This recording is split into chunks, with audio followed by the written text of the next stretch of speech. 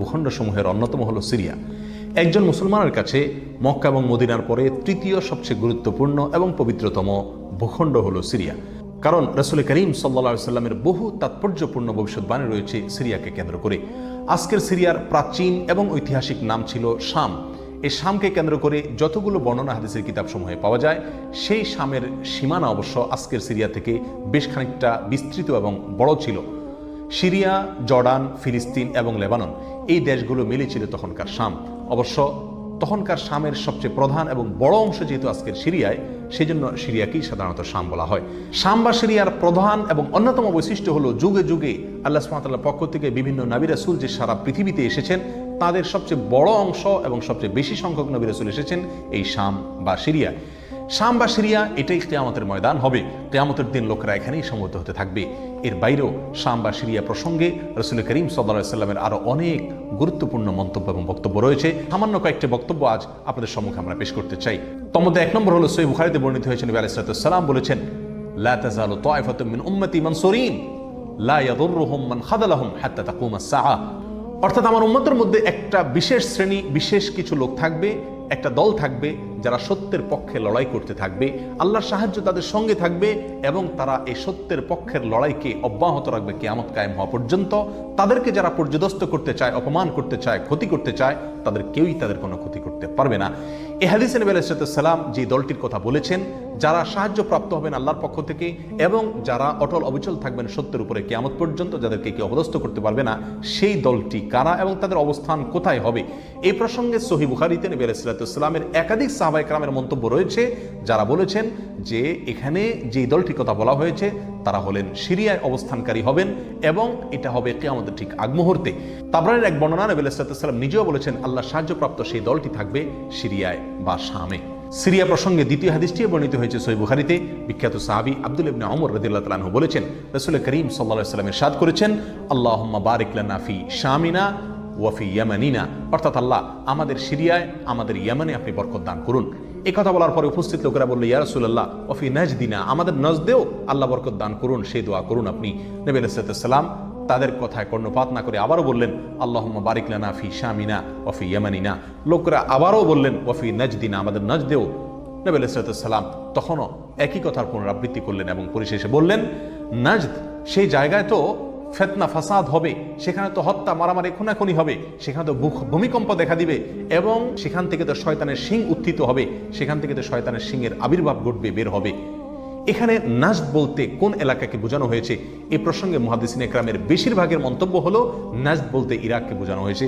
Najd বলা হয় উঁচু অঞ্চলকে, আরবের বিভিন্ন অঞ্চলকে নাজদ বলা হয়। হেজাজ এটাকেও নাজদ বলা হয়, যেটা সৌদি আরবের ভিতরে, আর ইরাককেও নাজদ বলা হয়। সহিহ বুখারীর বিশ্ববিখ্যাত ব্যাখ্যাতা আল্লামা কিরমানি রাহিমাহুল্লাহ এবং আল্লামা খাত্তাবী রাহিমাহুল্লাহ এবং আল্লামা ইবনে আব্দুল বার রাহিমাহুল্লাহ সহ অনেক বড় বড় মুহাদ্দিসিন ইকরাম এবং হাদিসবিদগণ মন্তব্য করেছেন যে হাদিসের শেষ অংশে নবী আলাইহিস সালাম যে নাজদ প্রসঙ্গে মন্তব্য করেছেন, সেখানে নাজদ বলতে ইরাককে বোঝানো হয়েছে। হাদিসের সবচেয়ে বড় সমাহার কানজুল উম্মালে আবু নাঈমে বর্ণিত নবী আলাইহিস সালামের এক হাদিসে পরিষ্কারভাবে নবী আলাইহিস সালাম নিজেই বলে দিয়েছেন এখানে নাজদ বলতে ইরাককে বোঝানো হয়েছে। যাই হোক, এই হাদিস থেকে আমরা বুঝতে পারলাম বরকত নবী আলাইহিস সালাম চেয়েছেন আল্লাহর কাছ থেকে এই শাম বা সিরিয়ার জন্য। তাহলে এই শাম বা সিরিয়া এটা গুরুত্বপূর্ণ একটি জায়গা এবং নবী আলাইহিস সালামের কাছে খুবই প্রিয়, আল্লাহর কাছে খুবই তাৎপর্যপূর্ণ একটি ভূখণ্ড। তৃতীয়ত যে হাদিসটি আমরা এই প্রসঙ্গে পেশ করতে চাই, সেটি বর্ণিত হয়েছে সুনানে আবু দাউদে এবং মুসনাদে আহমদে। নবী আলাইহিস সালাম থেকে বর্ণনা করেছেন আব্দুল্লাহ ইবনে হাওয়ালা রাদিয়াল্লাহু তাআলা আনহু, তিনি বলেন যে রাসূল করিম সাল্লাল্লাহু আলাইহি ওয়াসাল্লাম আমাকে বলেছেন, দেখো যখন তুমি দেখবে যে খেলাফত পবিত্র ভূমিতে অবতরণ করেছে, নেমেছে, এসেছে, প্রতিষ্ঠিত হয়েছে, তখন তুমি ধরে নিবে যে কিয়ামত খুবই সন্নিকটে এসে গেছে। এই হাদিসে নবী আলাইহিস সালাম পবিত্র ভূমিতে যে খেলাফত অবতরণ করলে কিয়ামত নিকটবর্তী এটা বোঝা যাবে বলেছেন। এখানে পবিত্র ভূমি বলতে তিনি কি বুঝিয়েছেন, এই ব্যাখ্যা প্রসঙ্গে প্রায় সকল মুহাদ্দিসিন ইকরামের অভিমত হলো নবী আলাইহিস সালাম এখানে সিরিয়াকে বুঝিয়েছেন। আগে এবং পরের আলোচনাকে পর্যালোচনা করলে সেটাই পরিষ্কার হয়ে যায়। সিরিয়া প্রসঙ্গে চতুর্থ যে হাদিসটি আমরা পেশ করতে চাই, সেটি সুনান তিরমিজিতে বর্ণিত হয়েছে। সেই হাদিস থেকে বোঝা যায় নবী আলাইহিস সালাম সিরিয়াকে গোটা মুসলিম বিশ্বের জন্য হৃৎপিণ্ড হিসেবে অভিহিত করেছেন, মন্তব্য করেছেন। তিনি বলেছেন, সিরিয়ার লোকেরা যখন খারাপ হয়ে যাবে, মন্দ এবং খারাপ দিক যখন সিরিয়ার লোকদেরকে গ্রাস করবে, ছেয়ে যাবে, তখন তোমরা ধরে নিবে পৃথিবীর কোনো জায়গায় আর কোনো ভূখণ্ডে মুসলমানদের মধ্যে আর কোনো কল্যাণ অবশিষ্ট নেই। অর্থাৎ হৃৎপিণ্ডের মতো সিরিয়ার মানুষের মধ্যে যখন পচন ধরবে তখন গোটা দেহে, গোটা মুসলিম বিশ্বের মধ্যেই পচন তার আগেই ধরে গেছে, এটা পরিষ্কারভাবে বোঝা যাবে। এ হাদিস থেকেও সিরিয়া অত্যন্ত গুরুত্বপূর্ণ ভূখণ্ড, সেটা পরিষ্কারভাবে আমরা বুঝতে পারি। সিরিয়া প্রসঙ্গে 5 নম্বর হাদিসটি বর্ণনা করেছেন আবু হুরায়রা রাদিয়াল্লাহু তাআলা আনহু, আর এটি বর্ণিত হয়েছে সুনান ইবনে মাজাহ।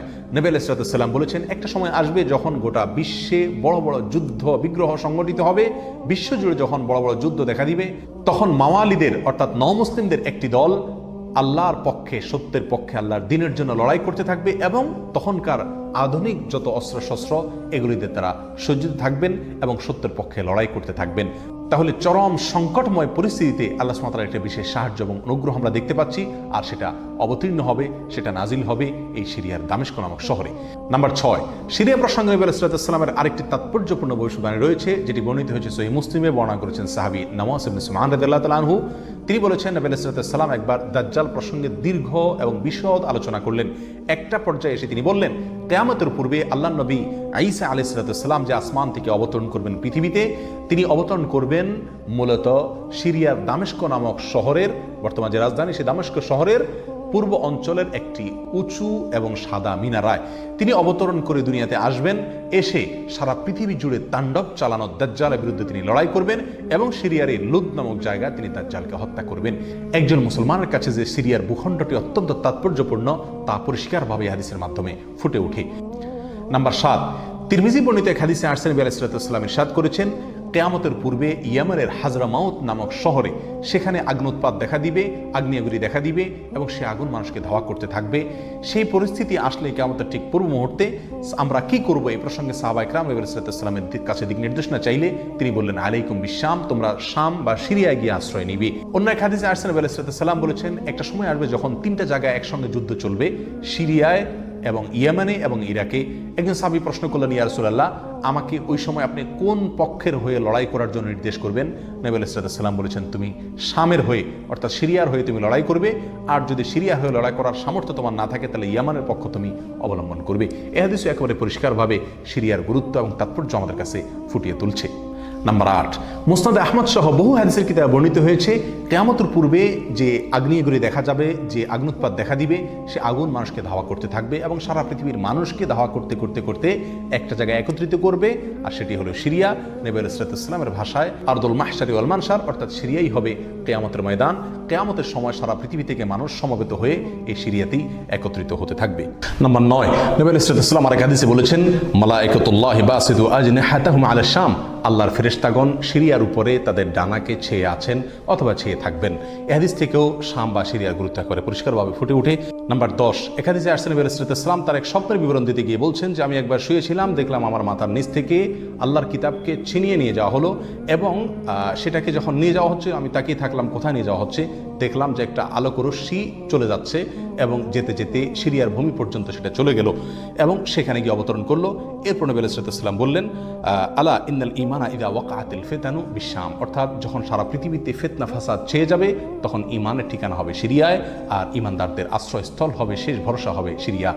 সম্মানিত ভাই বন্ধুগণ, এই হাদিসগুলো থেকে পরিষ্কারভাবে ফুটে উঠলো যে মক্কা মদিনার চাইতেও ঘটনা বহুল হবে কিয়ামতের পূর্ব মুহূর্তে শাম বা সিরিয়া নামক ভূখণ্ড।